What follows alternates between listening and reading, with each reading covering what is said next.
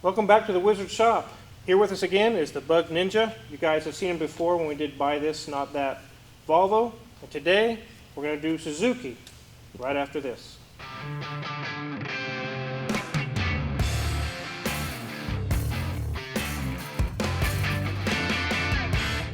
Welcome back, guys. You might hear a little bit of an echo with the sound because we're kind of social distancing here. We figure the width of an old classic Cadillac is about right. So we're going to keep our social distance here that way. Today we're going to do Buy This, Not That Suzuki. And I brought Adrian back in here again because the second time around, I don't know really anything about Suzuki. I really haven't even worked on them that much before. I've not had them in the shop. And I don't want to give you guys a bunch of information about cars that I don't know anything about. But he does. When he used to sell Suzukis, guys, lots of Suzukis. When did you start selling them? Suzukis. I got involved with Suzuki right after my involvement with Volvo, so that would have been June of 2009. 2009. Until they left the country for the second time in 2013. 2013, huh? Yeah, he was mentioning to me here a little bit ago that the dealership they had in Wichita was selling almost 5% of all the total national sales annually. And he was involved in that. He was selling lots of Suzukis. Yeah. I'm familiar with the Kizashi, and I'm also familiar with the Equator. But if you go much further than that into this car, that car, I don't even know. I don't even know exactly. Can't even tell you what motors they have in them for the most part, except for the Equator. So I guess we'll start with the small segment. Of all the cars you sold in the years that you were selling them, what would be one that you would recommend to buy? So again, if we're talking specifically about cars, let's say from 2009, let's say 2007, 2006, 2007 to 2013, then the Suzukis that you would buy would be anything made in Japan. In Japan, huh? Yes, because the Suzukis they kind of have a convoluted history, right? There was some involvement from GM at one point. Volkswagen owned 20% of the company. There was a lot of partnership between them and Daewoo, right? But as far as small car segment, I do say buy the Aereo. You know, the Aereo. They seem to have been fairly reliable cars. You know, I didn't see many of them in the shop, and people seemed excited that they had them, and it seems like there's a little bit of an enthusiast contingent behind that car as well, and also any of the SX4 product. SX4. Yeah. So the J20A engine, the little 2-liter 4-cylinder that they produced in that, it was it had it was chain driven as far as the timing. It was chain driven and internally lubricated and self-tensioning system. Just never really had any big issues out of that car, right? Okay. And in that same segment, would there be one that you would tell people is maybe not as good or kind of steer clear of it? For me, and you know, I'm sure somebody will probably light me up in the comments, you know, because they had that one car that lasted, you know, for a little while. But any of the Daewoo collaboration cars. So in my mind, that would be the Forenza, the Reno, right? Since they were, you know, the hatchback and sedan versions of the same small car, basically. It wouldn't necessarily be wouldn't be my top pick. Even though we're a lot more familiar with these cars than we think, right? If we're fans of the Top Gear show, you know, when they had the Star and the reasonably priced car, they're always driving the Forenza. They were driving the hatchback version of that car, and I think sometimes a sedan. Anyway, they were driving those cars in the Top Gear show. You know, so we're a lot more familiar with that, with the Suzuki brand. Than we give credit to. And even the American Top Gear show had the SX4 Sportback as their reasonably priced car. I know from different people that I've known in the past that have owned Suzukis, I really never heard anything bad about them. And like you mentioned, there's a few models here or there that maybe missed the mark or had some, maybe is not as highly recommended, but I've never heard anything like, oh, those are junk or those are trash, or I never really have heard anything bad about them. During your years of selling them, was there any certain model that really stuck out? That's like it was really bad, or is it just the Daewoo? Yeah, again, it's the Daewoo The stuff. Daewoo stuff. Yeah. Yeah. And again, I know that somebody's probably going to say that they had one they got 1,000,000 miles on, but when I'm looking in the service drive and I'm seeing what cars are coming through and what cars really aren't. It was the Japanese built stuff, the SX4s, the Arios. I had to call my customer base to make sure that they still had the car. Wow. You just Right. didn't hear from them. Because you just didn't hear from them. Doing good. Yeah. Right. Very, very minor recalls. I mean, the kind of stuff that you can get the recall work done at the same time that you're getting the oil change done. That's how minor it was during my tenure anyway with that car company. Now moving on, we're only going to do a few segments because Suzuki had several different segments, but it wasn't like Honda or Chevy or Ford that they have incrementally larger cars and small SUVs, large SUVs, and so we're just going to move on to a family sedan or a family car. And in that segment, what would you recommend to buy in a family car? Oh, there's only one. It's the Kizashi. The Kizashi, yeah. I've seen those. And more specifically, the Kizashi after 2011, there was a short period of time, I believe, between 2008 and 2011, where you'll see in the technical service bulletins that Suzuki had an issue with the casting of some of their blocks, and they're getting cracked blocks. Right, but it seems like they rectified the issue in some of the later models. Unfortunately, Suzuki just wasn't around for very much longer after that. So we didn't get to really see the Kizashi come into what it could have been. But if you talk about a car that had plenty of tech on the inside, it was comfortable. The handling was fantastic. The all-wheel drive system was wonderful. Right. It was just the Kizashi. I loved that car. Right. Yeah. And some of the people that I've known that have had Suzukis actually had the Kizashis, and that's there again where I remember not hearing anything bad about it. They didn't, oh, that thing's horrible. It actually was a lot of praise for the car. So, Yes. But in that same segment, what would there be that you would recommend to people to stay away from? The Verona. The Verona. Yes. The Verona, the Suzuki Verona. It just, again, another Daewoo project, and I'm sure somebody from Daewoo is probably going to call me or something. I don't know what's going to happen, but anyway, it didn't turn out to be a good car. It didn't, huh? No. Wow. Not at all. So in the SUV segment, what would be one that you would recommend to buy? I have to say, for fear of being beaten by samurai people, right? You have to buy the Samurai, right? I'm not gonna risk, making those guys angry. There's a huge enthusiast contingent, of those, and those cars go all the way back to some of our first times as Americans of ever even hearing about Suzuki was the little Samurai, right? Right. Those cars are phenomenal off-roaders. Yeah, I've seen them off-road before. They really are really good. And if you look at the prices on those cars right now, on those trucks right now, they're out of control. Yeah, they're going up and up. Yeah, up and up. So Samurai is one to buy. The Tracker, the Geo Tracker, Chevy Tracker, those were Suzuki's, right? In the same way that the Geo Metros and the Chevy Metros were both Suzuki's. Right. Then later, what they called the Grand Vitaras after 2008. Those were good cars to buy. They had that the J24B engine, which was a 2.4 liter inline four-cylinder, built in the same way as the J20A, so internally lubricated, chain-driven timing system. Those were good vehicles. I do need to mention that, again, 2008 to 2011 with the J24B engine, still dealing with that crack block situation. So after that, right, that was just a wonderfully built car. Very simple, but I think that was one of its benefits. Right. Was that it was very simply built.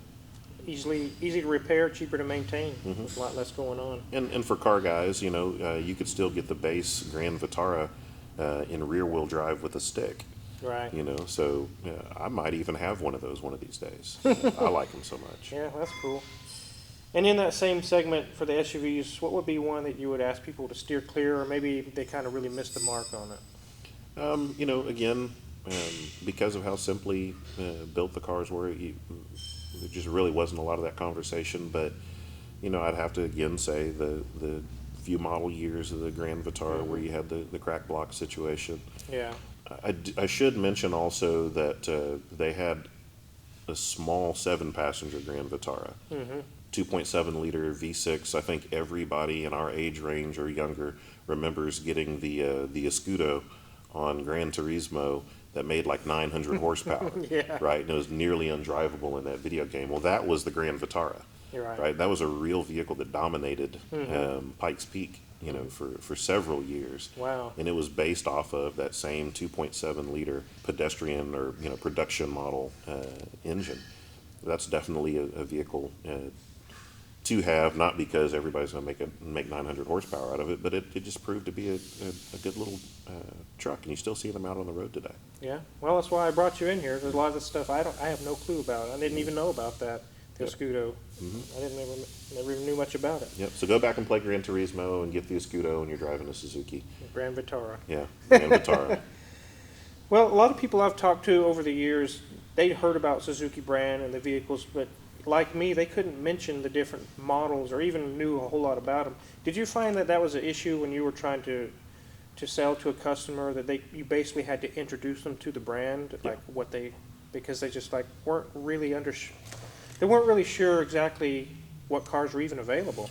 Yeah, and again, that goes back to that part of the conversation I was having with you when I said that we are more familiar with Suzuki than we give ourselves credit for.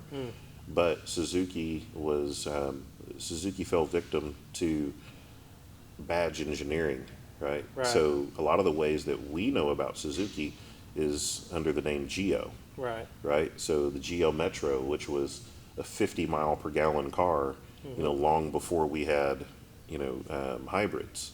You know, it was a 3-cylinder vehicle, right? It definitely didn't make a whole lot of horsepower, and it didn't have a lot of creature comforts and things like that. You know, it was definitely an entry model kind of car. But there's an enthusiast contingent behind it. They're fairly simple to work on, and they just work, and they deliver great gas mileage. Yeah. You know, but we're talking about early 1980s technology here too. So a lot of times we push that out of our minds. The Suzuki Swift. Right. The Suzuki Swift was their performance variant, and if you look at it and the Geo Metro, you'll notice that they're basically the same car. It's just that the Suzuki Swift had the 4-cylinder, you know, hot engine, if you will. You know, Right. it made great horsepower, and it was a rival to cars like the early '80s VW GTIs. Right. You know, and again, lots of enthusiast base, you know, behind that car. Just is kind of in obscurity. We didn't really pay as close attention to it. But I would have one of those cars, you know, for sure. But Adrian, what about all the bad reputation of the Samurais back in the late 80s? So you definitely didn't want to take one around the corner at over 35 miles per hour with any vigor. Okay, you didn't want to do any J turns at 25 on that car, right? But when you got it off road, it was wonderful, right? But it certainly it was a utility vehicle. I wouldn't call it a sport utility vehicle because I wouldn't want to encourage anyone to drive it in a sporting fashion. Right. And then, Right, end up tipping over. Not so great.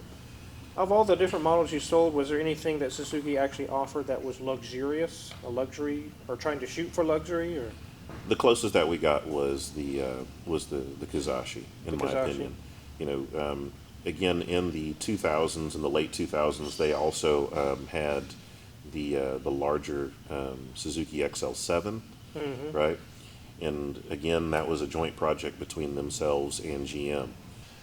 So the XL7 would have been a vehicle that that we were familiar with, but only in the guise of the Chevrolet Equinox and the Cadillac, I believe, the SRX. SRX, yeah.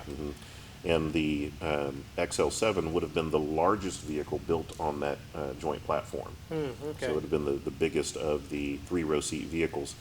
But I can't recommend that car because of timing system issues. Right? Oh, they had timing system issues. Yes, the timing chain tensioners, I believe it was. And in order to do that, you had to drop the entire engine, to get to the front of that thing to So properly that get it done. would they have had to? You said that was a 2.7. That one was actually a 3.6. Right, that's the GM 3.6. That's the GM 3.6 Yeah. in the Cadillacs these days. It was the same engine that was inside of that Suzuki XL7. So this would have been the motor that in previous videos you guys have seen that I've told you to stay away from. They have them in the Acadias, Traverse, Equinox, There we go. SRX. All That's these it. different vehicles have this 3.6. I didn't know that they had that in a Suzuki. Yes, In the XL7. Huh? yes.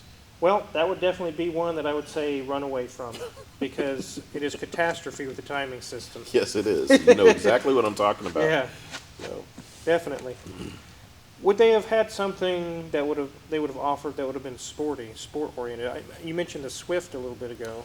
yeah, the original Swift, and again, we're talking about early 80s, early mid 80s vehicles. And it was sporty in the way that, like I said, a GTI is sporty. It's Right. kind of a hot hatch, vehicle. They, right before the company left the United States in 13, they had hinted and kind of teased us with bringing the new Swift back out. And I would have been really excited about that vehicle, but they said because of currency exchange rates between Japan and North America, that we would have had a hard time selling it against the SX4, Right. right? In Japan, there's the Cappuccino, which you can get those cars kind of gray market, over here, and it was a fun vehicle. But let me say this about the car company in general. That's what was so confusing about Suzuki, because we're still talking about the exact same engineers that built the Hayabusa, Right. right? And why we didn't get anything, here that was really kind of stirred the soul and it was fun to drive in a Suzuki, I'll never understand. But they were masters, at making very reliable small engines. And, I think they focused in on that so much that it might have been to their detriment, Right. that there wasn't anything that, that we really raved about, on the sporty side with the car. Right. Yeah, I know in the motorcycle world of Suzuki, you mentioned the Hayabusa, even in clear back to the 70s, 80s, and then 90s, the Suzuki motorcycles are just dead reliable. Very, very good. And they dominated motorsport. Yeah, they did. Hmm. Definitely.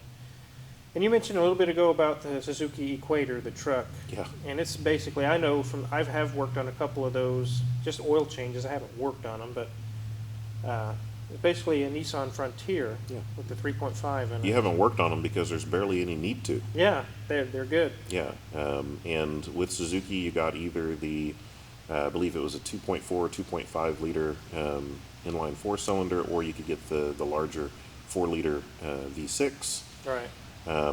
Suzuki didn't carry as many trims as Nissan did with their Frontier, and that makes sense. But literally, those two trucks rolled off of the same Tennessee Right. assembly line. One, got a Nissan badge slapped on it, and the other one got some slightly different aesthetics, and they called it a Suzuki. The Suzuki was cheaper in price and had a better warranty, and provided that you purchased a 2012 or 13, Suzuki Equator, it could still be under warranty today. Amazing. Yeah, I've seen like the couple of Equators that I've had in the shop. They actually think they look better than the Nissan, personally. Yeah, I think so too. Just, let's keep that between us so that Nissan people don't, beat us down. So in the years of selling cars between Volvo and Suzuki, did you find that you enjoyed selling Suzukis more, or did you in Volvos more? That probably has more to do with the environment. The environment? Right. Yeah. I had more fun selling Suzukis, right? We were selling so many cars, Wow. sometimes 100, and during Cash for Clunkers, 200 cars a month, in brand new Suzukis. The part where I had fun with Suzuki was actually educating people about the brand. Most people didn't know at the time, and I don't know if it's the same way today, but at the time that I was selling Suzukis, they were actually the #2 manufacturer of cars in Japan right behind Toyota. So it wasn't Nissan, it wasn't Honda, it wasn't Mazda, it was Toyota, then Suzuki. Wow. Because again, that mastery of the small car and them selling those cars into other markets such as India, where they're 52% of the automotive marketplace is Suzuki, right? Wow, yeah. And so they were just an absolute dominant, force in small cars. And when you tell people things like that, then the light bulb starts to come on, and they want to investigate what is this car, even further. They had 5-star safety ratings, and they were just dead reliable. Like I said, I had to call my customer Right. to see if my customer still had their car, Right. because otherwise you just didn't see them. Yeah. So as you guys can tell, I brought the right guy along to talk about Suzuki's. This is a brand of car I've been wanting to do for a while, and I've been putting it off because I just really wasn't comfortable recommending to buy or not to buy. And it came to mind, I was like, yeah, Adrian totally is the guy to bring in. And as you've heard, he's very, very knowledgeable of these cars.